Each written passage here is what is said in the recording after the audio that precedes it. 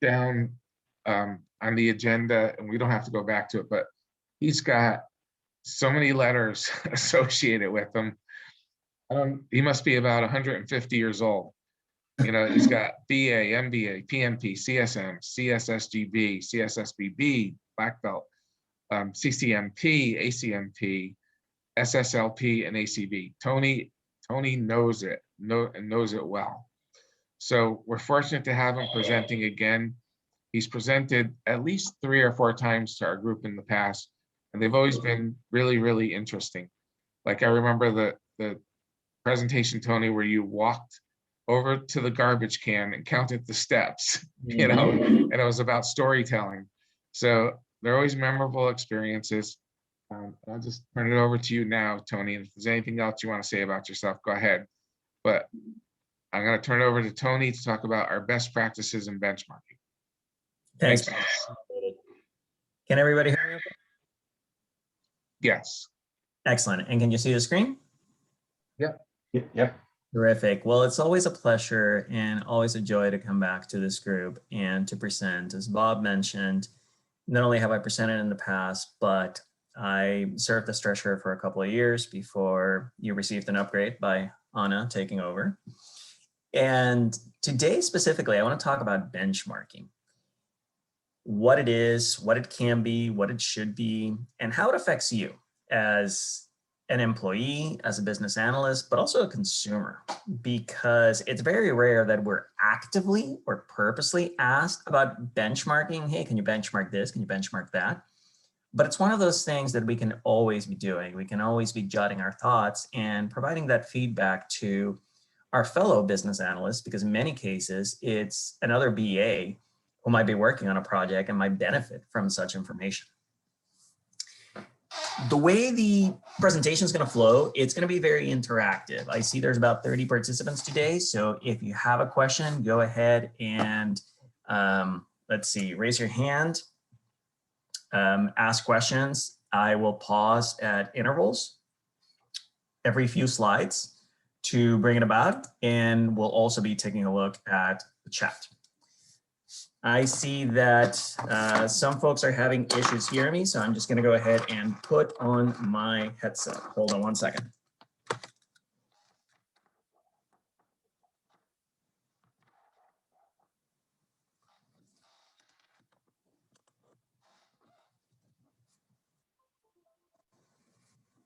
Okay, hopefully this will be better for everybody. I can hear you fine, Tony. The and the why and how. And by benchmarking, we're talking about the process of measuring products, of measuring services, or whatever your company might be doing against those of either organizations outside of yours or organizations within yours. And by that, I mean, it might be another group within your company, it might be a competitor, or it might even be somebody in an entirely different industry.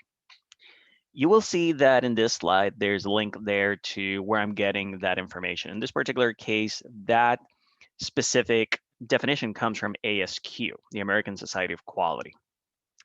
Now, one of the interesting things about benchmarking is that you shouldn't just do it when you need an improvement. You should instead be doing it constantly, continuously, thoroughly, to make sure that you're keeping up to date as to what is out there. And the reason why is, first and foremost, competitors don't just come out at nice specific intervals. They don't announce with pomp and circumstance, here I am. They might come out of the blue, they might disrupt the market, and they might catch you unawares. So you want to make sure that you have all that information as handily as possible, as thoroughly as possible, and as available as possible. These can be, again, these can be something like, oh, here's a better way to answer the phone, or it can be something completely dramatic, say like a business process that needs to be redesigned. Like I mentioned earlier, these could be internal or external. They need not be external. And that's actually one of those things that a lot of companies don't quite do. They only look outward, and they only look at a specific set of competitors. They might only be looking at their industry, and they might only be looking at those above them rather than those below them. And that's a cardinal sin, because if you do that, you run the risk of being leapfrogged. And lastly, it serves as a benchmark. It serves as reference. Some companies employ what's called a KPI, or a key performance index. And that's not to say you shouldn't, but the KPI serves more of a decision point. The benchmark serves more of reference as to how things are going and gives you guidance rather than necessarily a clear-cut force of action. In other words, if you're a business analyst and you're benchmarking all that information and all that data and all that competitive analysis, that gives you a pretty good idea of where the market is going and what solutions you should have so that your users are fill in the blank, satisfied, happy, content, et cetera, et cetera, et cetera. It doesn't necessarily tell you how to implement them. It just tells you what they're expecting. For those of you who are aware of Six Sigma terminology, there's something that's very relevant there, which is what are delighters versus which ones are dissatisfiers. And those labels are pretty clear cut. A delighter is something that makes the customer happy. A dissatisfier is something that makes the customer unhappy. But somewhere in the middle are those things that the customer just expects. So the mere presence of that being there doesn't make the customer happy. However, the absence of those features or those things from the product, the offering, the service, the experience can make the customer very unhappy. And that middle layer is sometimes very much forgotten because we take things for granted. Any questions thus far? All right, and feel free to punch me in the chat. I got a window open on my screen that shows me those. Now, I think Bob mentioned I work for VSP, and in times past, I have worked for Intel, I have worked for myself, and I have also worked for Cisco Systems. And the big question that every company has, every organization has, is how do we, against whom should we measure, and why or why not? Taking a step back, if you take a look at our organization, IIBA, when I served on the board, we were constantly looking at, hey, when we think of our members, what other groups, what other organizations do you think that they're contemplating, that they're evaluating us? And traditionally, we looked at things like, oh, okay, well, PMI, because there's a large overlap between BAs and PMs. And we would also look at things like ASQ or ATD or ACMP, or maybe even engineering organization for those who are engineers.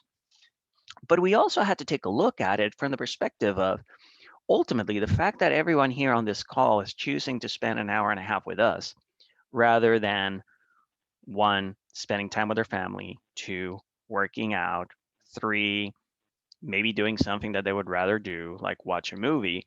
That's kind of an interesting point for benchmarking, because we have to make sure that we're providing enough value for them, not just against the quote alternatives, end quote, of professional organizations, but also the other things that they would be doing with their free time.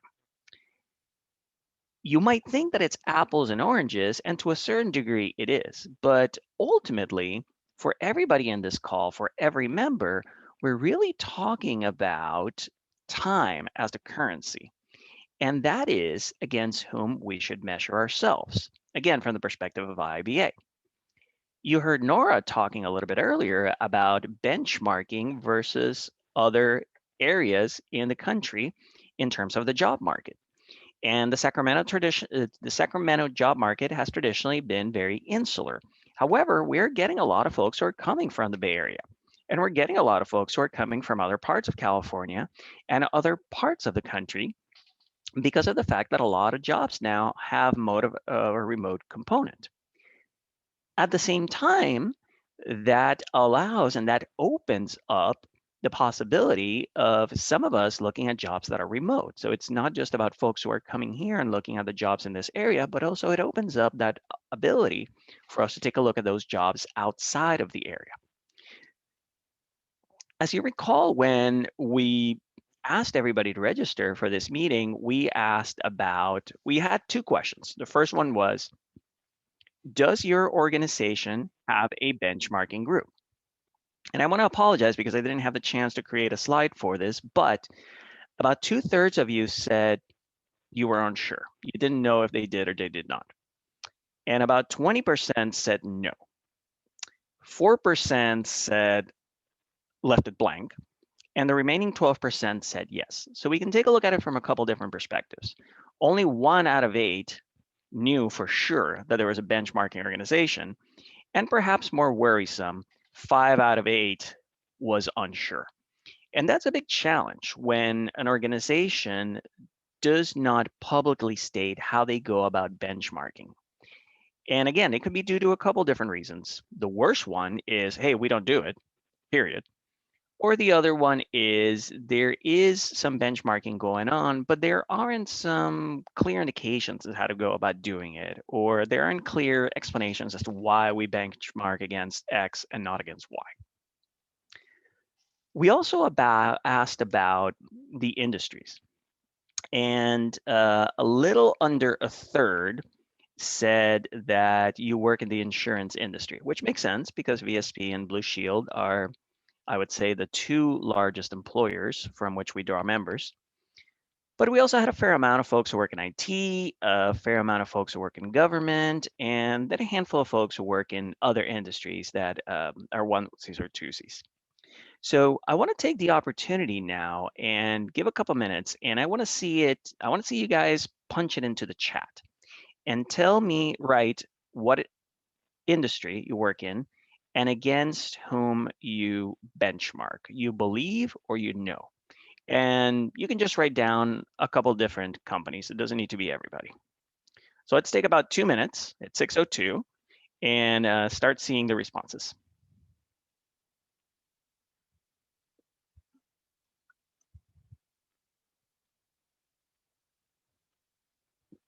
All right, I see Trish. I see Bob.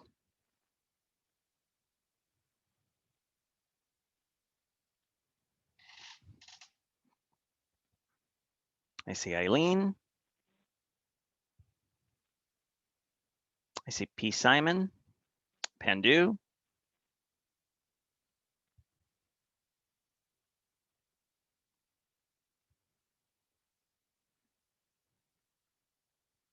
Don't be shy, folks. Pound that keyboard.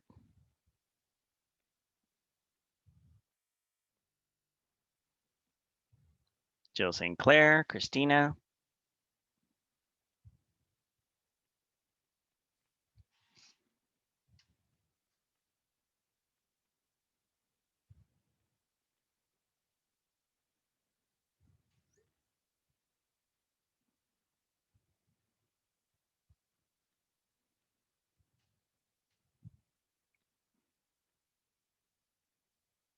Broadrich. Okay.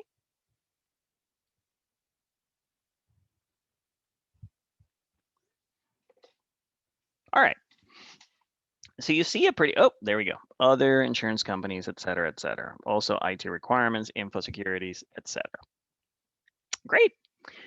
So those are pretty good examples. And one of the things that I want to highlight there is you should also measure against the status quo. And speaking of software, let me come up with a quick example here. It's getting close to tax season. Congratulations to all of you who have already done your taxes. I'm myself, I'm part of that group. I try to do them early. Nowadays, here in the United States, you have the opportunity to go to an accountant. You also have the opportunity to use the TurboTax and the HR blocks and all these online systems.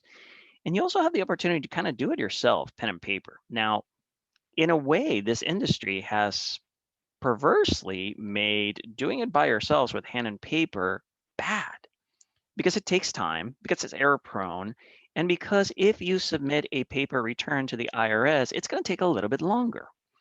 So when you think of the benchmarking, it's not just the ease of use of the product, but it's also the fact that for some of the other cases, you are offloading not just responsibility, but also the, what if something goes wrong? And also the ease of use, the fact that, hey, you will get your tax refund faster. And I'm assuming you have a tax refund, right? The interesting thing here is that it's a lot of these companies who themselves perpetuate this difficulty because they themselves are the ones who are lobbying for these tax breaks and tax wrinkles of the law that make the IRS code so darn difficult that it takes either a PhD or a software program to kind of do your taxes. So when you think of the benchmarking, it's not just TurboTax saying, oh, okay, well, I'm going to compare myself to HR Block or some of the other tax people, but it's also comparing yourself against an accountant. And it's also comparing yourself against what if you were to do it in person? And that's why you see the constant improvement. For myself, I've been using TurboTax for, gosh, 20 years. And every year, I'm impressed by how much they add and they improve in terms of the self-guidance. Now, it's not all roses, of course. They do a very good job of kind of pushing you and moving you to the next level up in their price structure, if you would, by saying, oh, well, if you pay $50 more, you get this and you get that and you get this. But from the perspective of how they position themselves versus the alternatives and how they bundle the benefits, you have to admire how they are keen on reminding you, the user, of the pain that you would face if you, dare I say, try to do it against yourself. So keep in mind as you benchmark your company, not just look, or organization, not just look at its competitors that are above you, but also those below you, those to your side, those in other industries, and also think outside the box. If you think, for instance, of airplanes and how they try to load people on and off the plane, there is no perfect system. And we've always been, all of us have been upset at the site that, oh, okay, it's taken forever and it's difficult, et cetera, et cetera. Airlines have looked at this from a couple different perspectives, but think about the basics here. When that plane is on the ground, when that plane is at the gate, they're not generating revenue. They only generate revenue once that flight has taken off. The same can be said for restaurants, and this is pre-COVID, of course, but when you think of a restaurant pre-COVID, when that table is vacant, they're not generating revenue. And when somebody finishes their meal and leaves, the quicker they're able to turn over that table by cleaning, by prepping, by disinfecting, et cetera, et cetera, et cetera, the quicker they're able to then get somebody else seated. And that person or that couple or that group is then able to generate revenue for the restaurant. So that's a good example of looking outside of the quote traditional end quote industry. Any questions? Okay, so here's the thing. It's as simple as 1, 2, 3, question mark. The first one is you want to make sure that you plan why you're benchmarking and you identify what you want to benchmark against. You also want to make sure that you're identifying, like I mentioned, people, organizations, groups from different industries. 2, you want to collect and compare that data. It's not just about saying, well, here's what they told me verbatim. You want to make sure that you're able to get that and you have some apples to apples comparison. And when you don't have apples to apples, but instead you have apples to oranges, that you're able to get to some translation or some explanation as to why it's relevant. And lastly, you want to make sure that you're able to analyze that data and address any of those deficiencies. It's not enough to just say, hey, look, we benchmarked ourselves against X, Y, and Z. They're better here, we're better there. If you're a manager, if you're a director, if you're a VP, if you're the CEO, if you're the president, you want to know, well, darn, what are we going to do about it? How are we going to fix this? So make sure that you don't spend 100% of your calories there, but rather save some gunpowder to handle the belief and the thinking about how would you go about addressing that. So planning and identify, as I mentioned, we want to look beyond our industry. It's not just about saying, hey, here's our competitors right now. But the other very interesting thing is not just to look at the present, but also take a look at the past and the future. Yes, we can all say, oh, look at what Blockbuster did, or look at what Kodak did, or look at these, they didn't do it very well. But there's something to be learned in other industries about what they did and didn't do well. What a lot of people don't know is that Netflix offered itself for sale to Blockbuster, and Blockbuster passed. What a lot of people don't know is that Kodak was actually the company, the organization that developed digital film. They decided that it was going to be too much of a threat, too much of a risk to bring that to market and disrupt its own business. So it's not just the simplistic view of, oh yeah, the new guys came and they ate the lunch, but rather the, hey, was the issue in terms of looking too narrowly at the opportunities? Was the issue of looking too myopically from the perspective of the opportunities, rather than just say it was a technological perspective or it was just a bonehead decision? And lastly, you want to make sure that you break down those big items into small ones. So we mentioned a few minutes ago, we mentioned the airline industry. There's a lot that you could benchmark the industry against. I specifically called out how to turn around the planes. That's because of the revenue component. But, and I want people to start typing here, what else do you think that the airline industry could look into? What type of practices, what type of things do they do that they could look into benchmarking versus, again, other industries, not just their competitors? So go ahead and type in the chat box. Or if you wish, you can just blurt them out loud. That's cool too.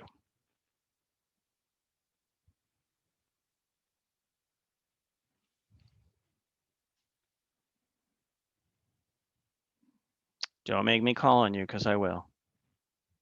There we go. Thanks for getting it started, Trish. Aileen asked to please repeat the question. So we had used the example of airplanes and restaurants in terms of getting the plane or getting the table turned around, right? Or getting the table ready for the next guest. So what other things do you think the airline industry, what other elements do you think they could benchmark against, and perhaps some industries that they could do so again? Ah, good one, Dan. Luggage loading and unloading. In-flight concessions. That's from Steve.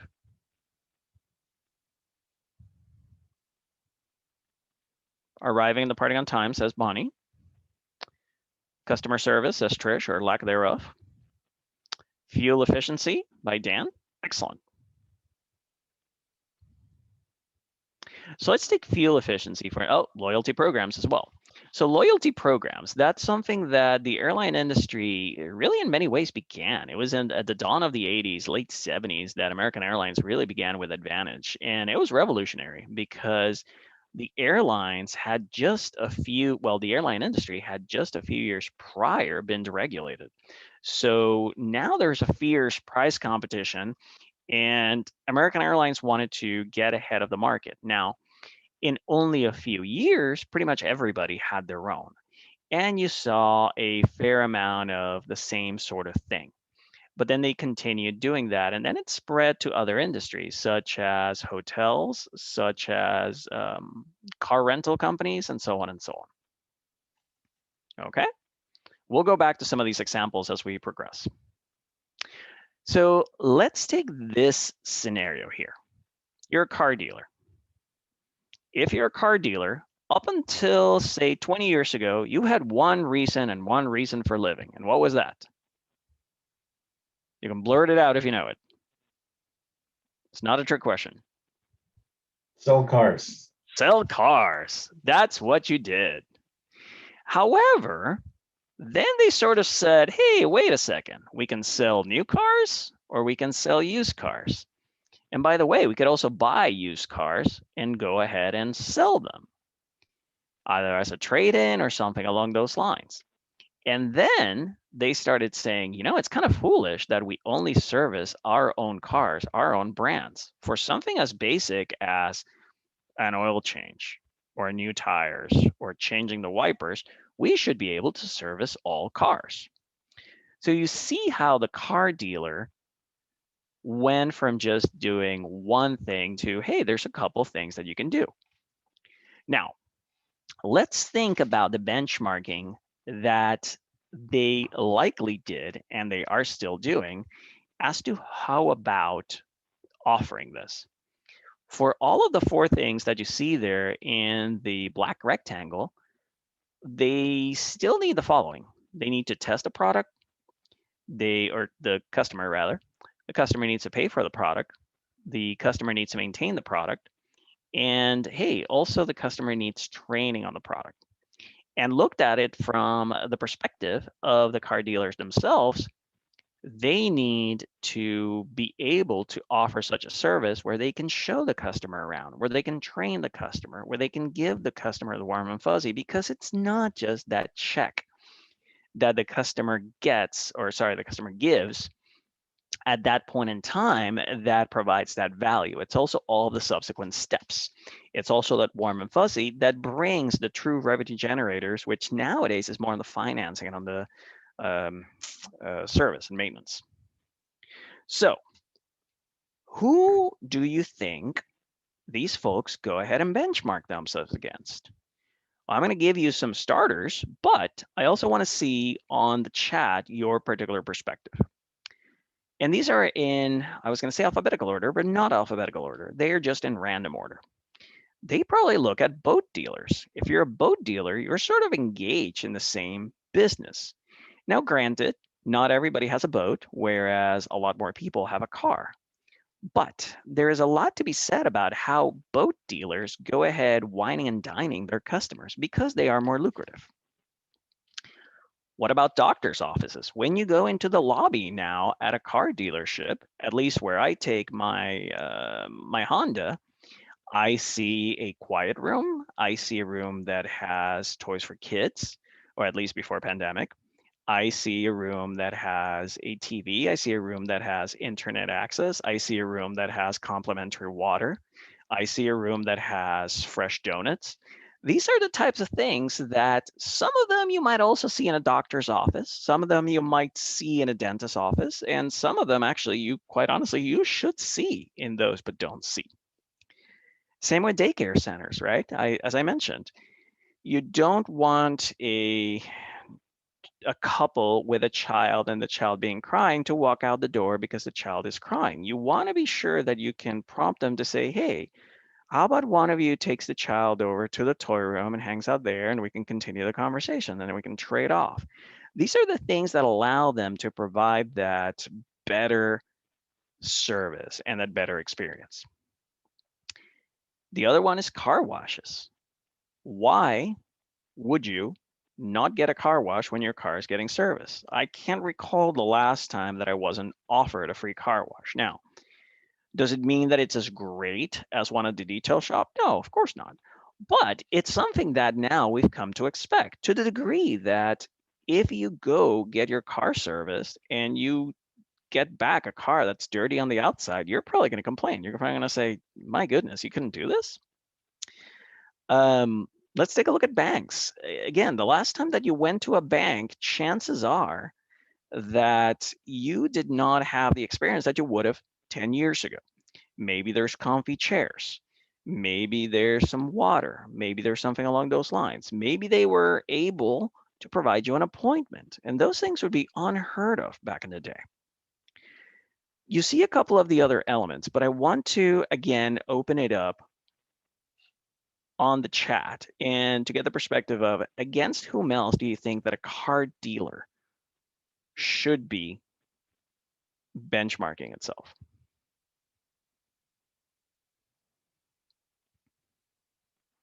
A coffee shop, that's a good example. Anna, you want to tell us a little bit more about that?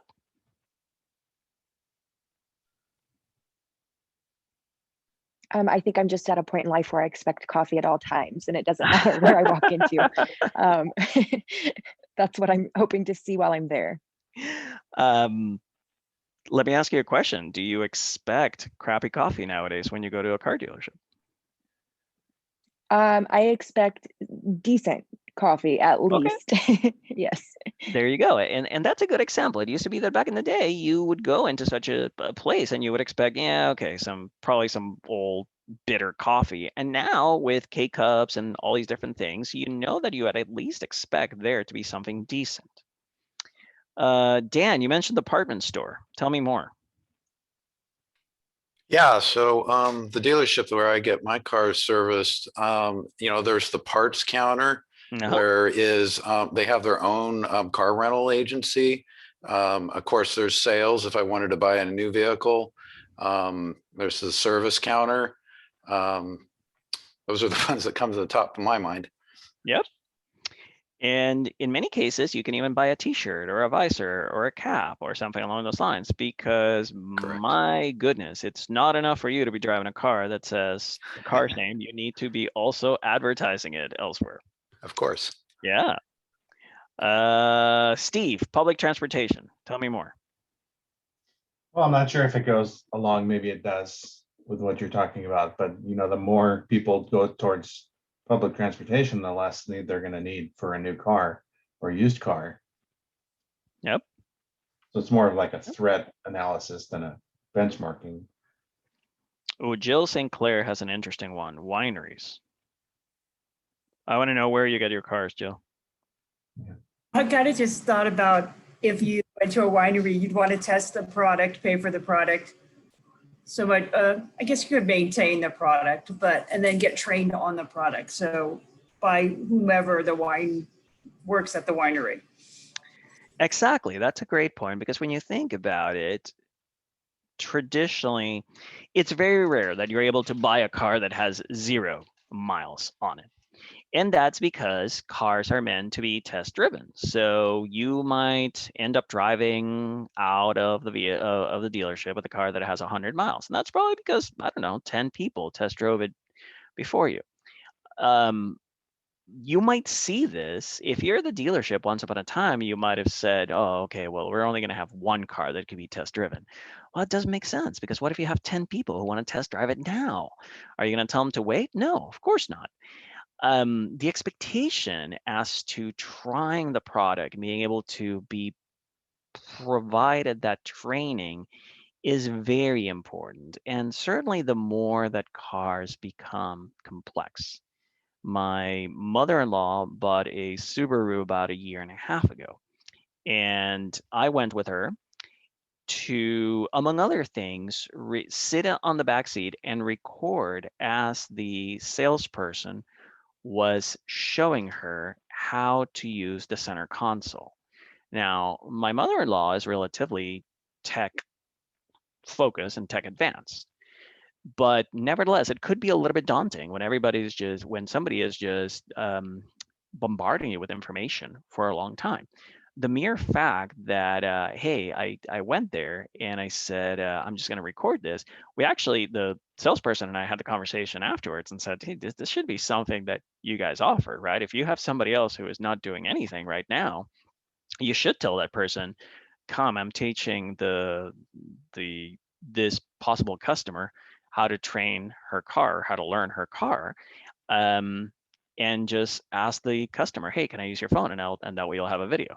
That's an easy win, especially if you have somebody who is not doing anything at the time being. Okay, so that's planning and identifying. You've taken a look at what you want to get more information on, and you take the active steps to figure out against who you're targeting. Okay.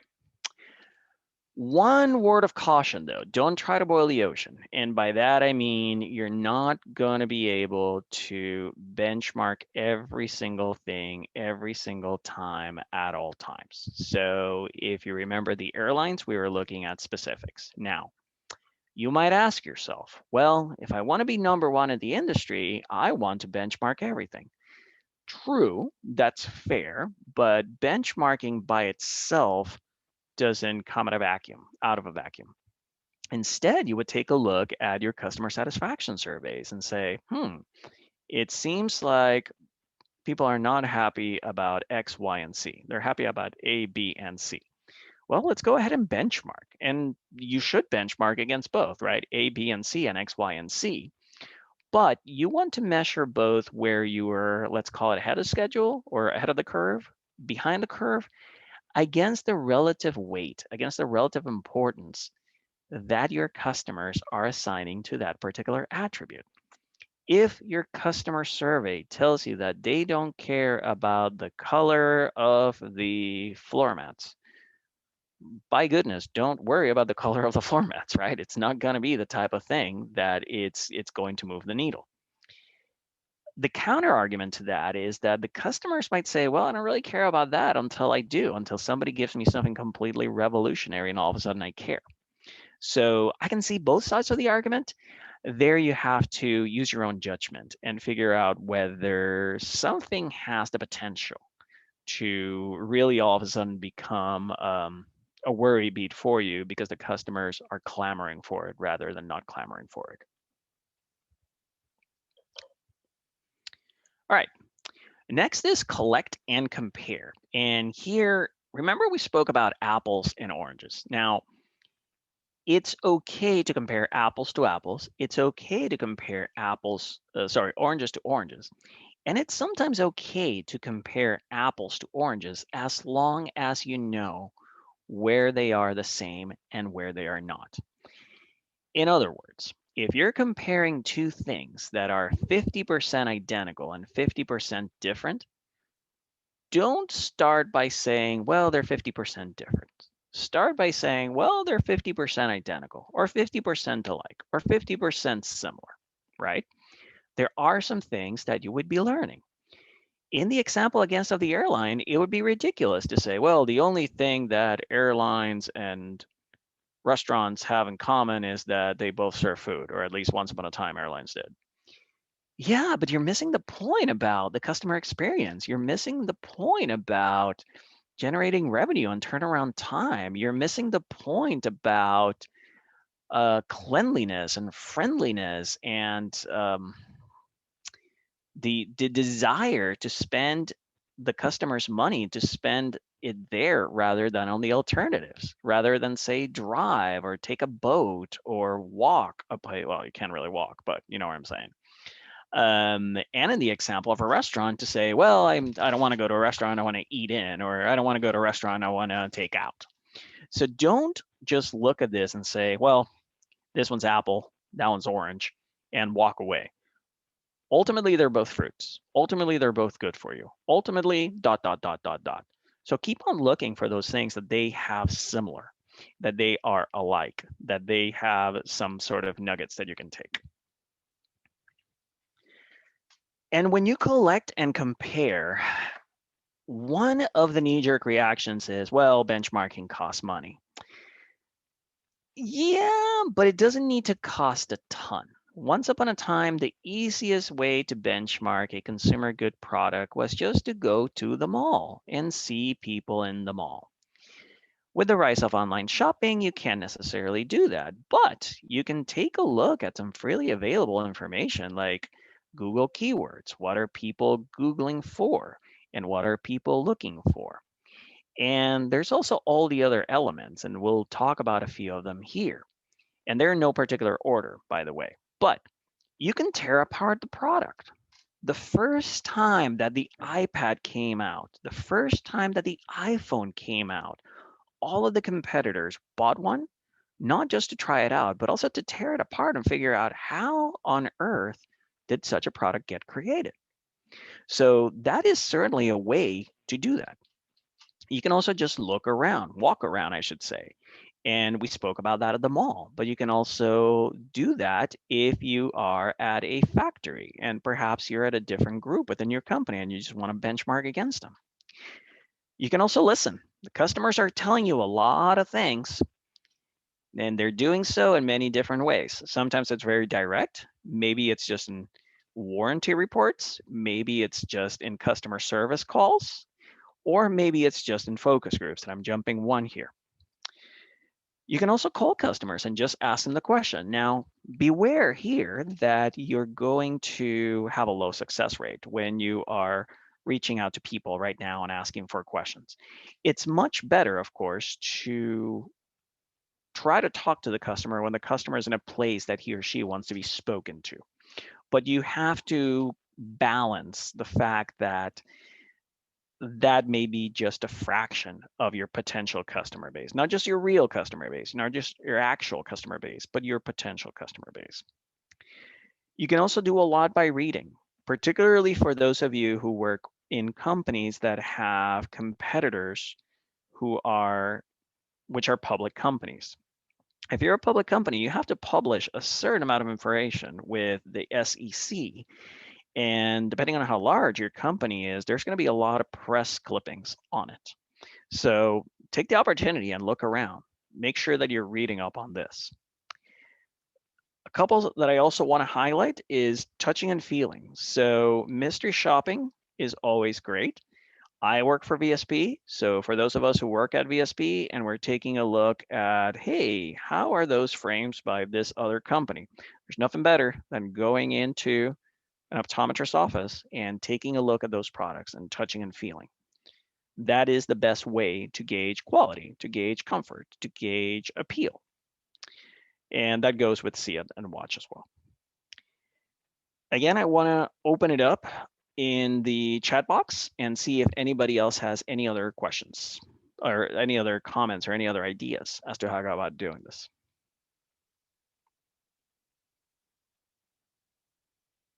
Okay, and if you think of some later, that's okay too. Now, a word of caution here. You want to leverage the short-term and the long-term initiatives. Depending on the product you are benchmarking, you may not be, particularly for those of you who are in software, and with the rise of agile and with the rise of multiple iterations, you want to make sure that you are properly evaluating how things are versus how things will be. If a customer tells you, hey, we hate X, and you know you have plans to do so, that's okay. It's something that the customer's hatred of your existing version just shows you that you're on the right track. And you also want to take a look at the particular indication as to where you're going. So if you think of, for example, video stores. So video stores, once upon a time, this is before Blockbuster really became dominant, but it used to be that they would put the cover of the VHS tape out in front. And if you wanted that movie, you would bring it to the counter and the person behind the counter would go to the back and get the tape. So if the cover wasn't there, you knew that the movie wasn't there. However, Blockbuster came up with something different, which was to say, no, that's an extra sunk cost.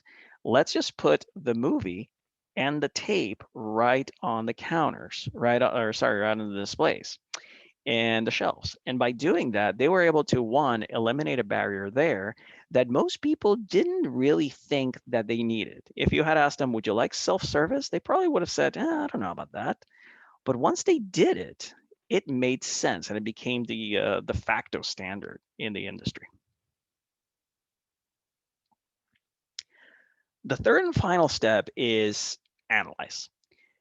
A couple things here. Don't just stop at face value. You want to ask a few questions. You want to understand why the other company is better. If you just go to your manager, superior, CEO, your vice president, and you say, yeah, I found out that so-and-so is better than us. The question is going to be, well, in what way? And how can we bridge the gap? One is informational, in what way? And the other one is more of aspirational. How can we close the gap? How can we bridge that gap? And that gives you, the BA, the opportunity to really fluff your feathers a little bit and to showcase the due diligence that you have taken, that you have done in figuring out a way to improve the product. It's not just the product needs to be improved, but rather here are ways to do so.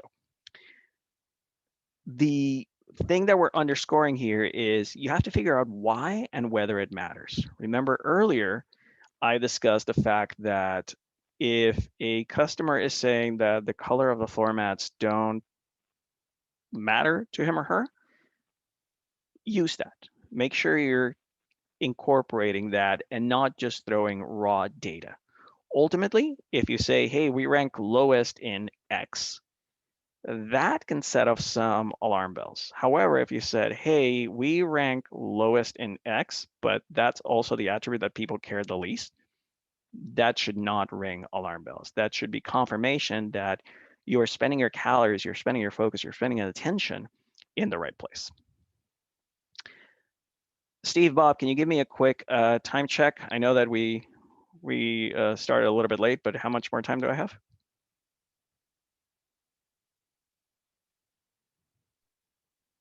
I'd say for like 15, 20 minutes. That gives us another 5 minutes or so for Bob Okay. to wrap it up. Perfect, not a problem at all.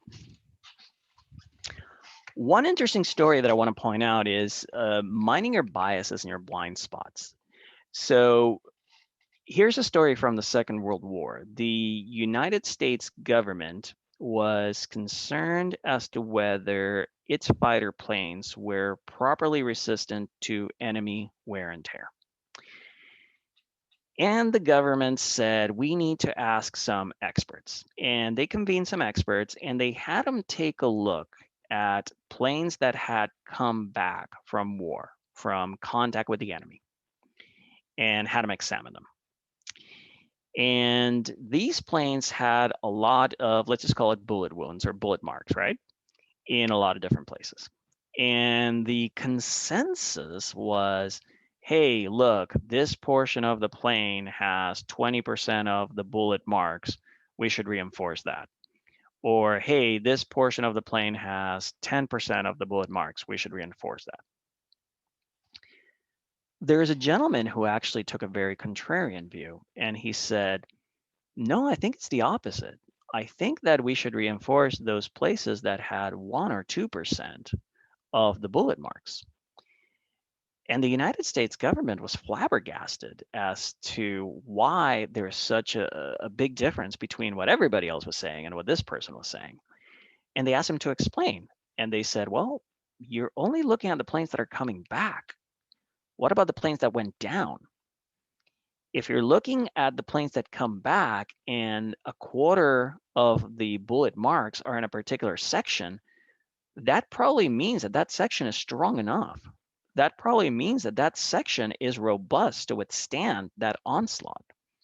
Versus if you're looking at the planes that are coming back and 1% of the bullet wounds, the bullet marks are in that area, that probably means that those are the areas where you need to worry about, because those planes that are not here, those planes that did not come back, those planes that went down, chances are they were hit there. Now, I'm simplifying the story. I will provide you with the information in the slides that Steve and Bob will be posting, but it gives that great explanation. It gives that great idea that don't just rush out and come up with a conclusion based on a superficial view. You want to make sure that you take a look at your biases. You want to make sure that you take a look at all the different blind spots. If you think of McDonald's, for decades and decades and decades, the undisputed leader in fast food, and you look at the companies that are giving it a run for its money right now, they're companies that did not try to emulate McDonald's 100%. We're talking about Five Guys. We're talking about Habit. We're talking about certainly In-N-Out here in California. But these are companies that didn't just say, well, look at what McDonald's is doing. Let's just go ahead and do the same. The flip side of that coin is that McDonald's probably looked at those companies and saying, that doesn't make sense. Why would somebody want X, Y, and Z? Why would somebody want a self-condiment bar? Why would somebody want this or that? And because of its biases and because of its blind spots, it ceded a fair amount of market share to those companies. And not just market share, but lucrative market share. For those of you who, again, are familiar with Six Sigma, you'll recall this, which is getting to the root cause. So if you think of a child, a young child saying, why is the sky blue? And you would say, well, it's because of X. And then they'll ask, well, why? Why? Why? Why? And you have to continue until eventually either you tire them out or they tire you out, but you get to the root cause.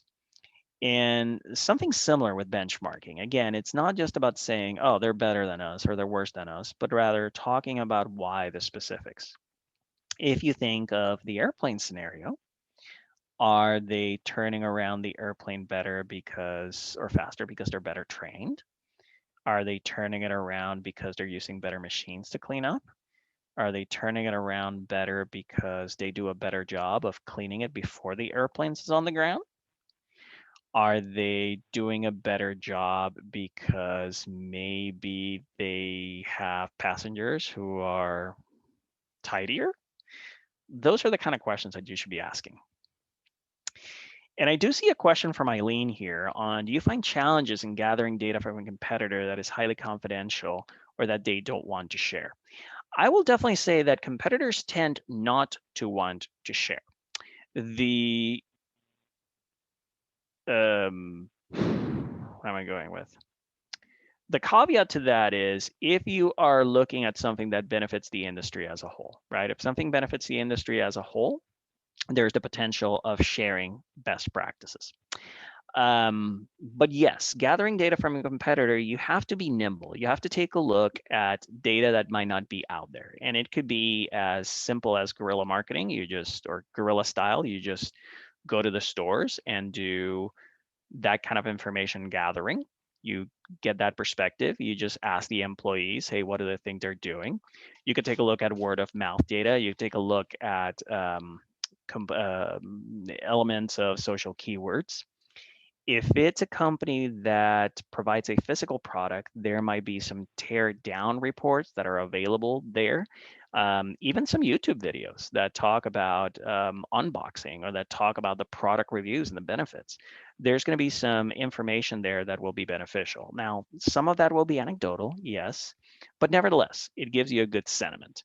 You might have, say, videos on YouTube saying, oh, this product is so easy to use, it takes 2 steps rather than 10 steps, you might consider that anecdotal. But if there's 10,000 reviews that talk about the same thing, chances are that there's something to it. We'll go back to that, Eileen. Now,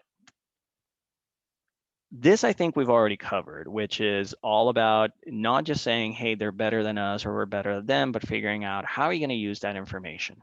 So adapting is critical. You don't just say, hey, I'm going to fix it for one time. You got to constantly benchmark. You got to constantly figure out. You got to constantly start evaluating so that you are one step ahead, so that you're constantly ahead of the competition and figuring out other elements. Now, let's take about 5 minutes and use this example. So this is a concept picture of the Golden One Center before it was built. So it doesn't quite look 100%. But against what did you think, or do you think, that the Golden One Center was benchmarked? And we can talk about before it was built, and then we can talk about ongoing. So go ahead and blurt it out. No need to go to Bonnie says Olympic Games facilities. So yes, the Olympic Games, they tend to bring about a fierce unleashing of new buildings and of new setups. Unfortunately, some of those don't get used as often afterwards. Arco Arena. So yes, Dan, Arco was the existing one. So it was an easy benchmark of saying, hey, whatever Arco is, we want to do it better. Don't be like Arco.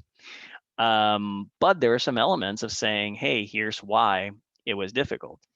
And a very interesting thing is the Arco Arena itself is not that old. It was built in 1985. Unfortunately, a lot of the other arenas in the NBA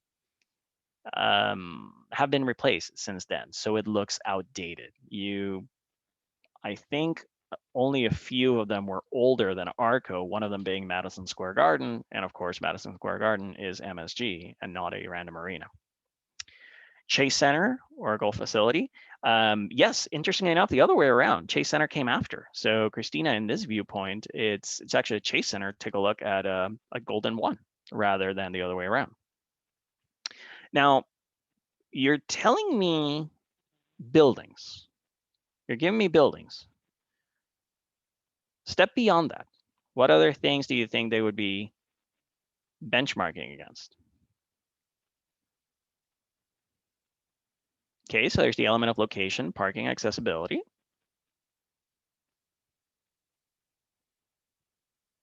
Restaurants, yes, good, Kelly. So restaurants, food services, right? At the end of the day, they are competing and also cooperating against nearby restaurants. So you might meet some friends for a bite to eat at one of the restaurants beforehand and then have something else to eat at the Golden One Center or to drink, or vice versa. There is that competition as to what you want, and also synergy, because you want those restaurants to bring about some people. If only there is the food that is allowed inside, it wouldn't be as successful. And we certainly saw that with Arco.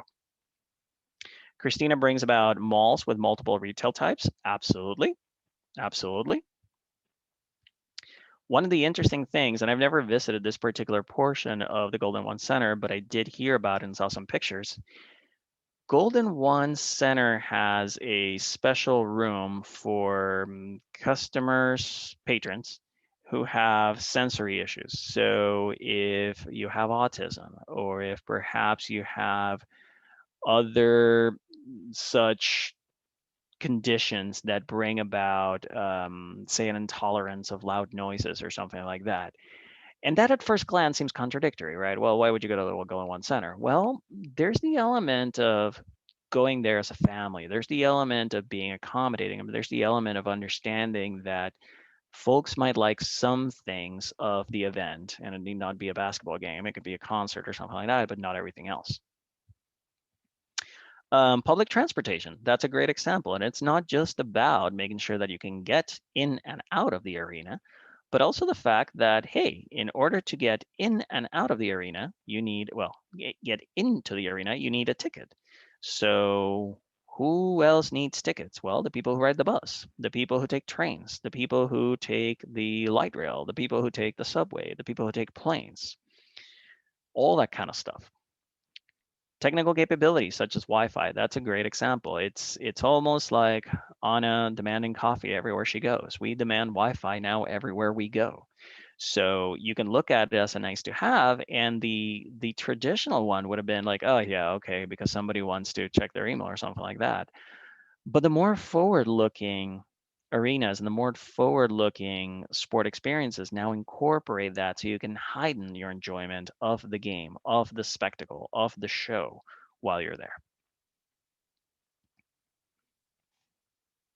All good thoughts. So in the PDF that will be posted, I have some research from ASQ, examples and case studies. There's also a pretty good article from Forbes on the importance of benchmarking. And that should read selection bias and the perils of benchmarking from HBR, that's Harvard Business Review. They actually have the information that I cited about the US government and the military. So it's another great example of how you have to look in a couple of different ways, not necessarily just with the one that really comes to mind. And that is it. If anybody has any last questions, you can put them in the chat box or you can blurt them out loud.